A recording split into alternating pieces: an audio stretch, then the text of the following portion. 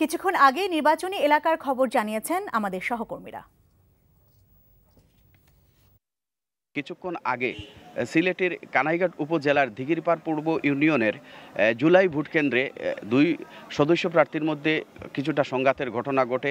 10 minute vote গ্রহণ স্থগিত ছিল এবং 6 জন আহত হওয়ার খবর পাওয়া গেছে।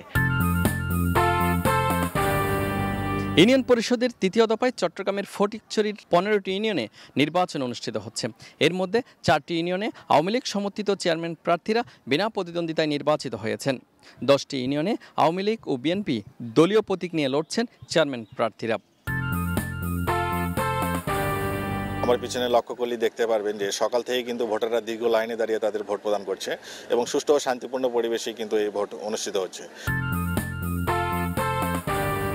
আমি এখন দাঁড়িয়েছি কুলাউড়া উপজেলার মতসিন আলী উচ্চ বিদ্যালয়ের একটি কেন্দ্রে। এ পর্যন্ত কোনো প্রার্থী নির্বাচন সংক্রান্ত কোনো অভিযোগ আনেননি।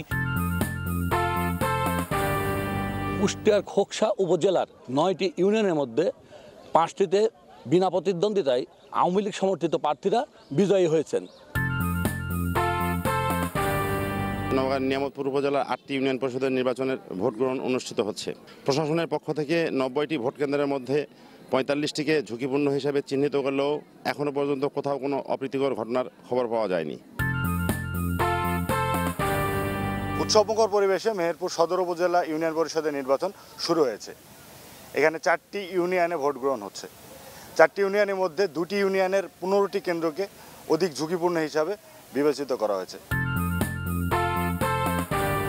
খাগড়াছড়ি জেলার 32টি ইউনিয়নের 304টি কেন্দ্রে শান্তিপূর্ণভাবে ভোট গ্রহণ শুরু হয়েছে। সকাল 8টা থেকে ভোট গ্রহণ শুরু হয়। আমরা কয়েকটি কেন্দ্রে পরিদর্শন করেছি। দীর্ঘ লাইনে পাহাড়ি বাঙালি ভোটারদের উপস্থিতি ছিল লক্ষণীয়।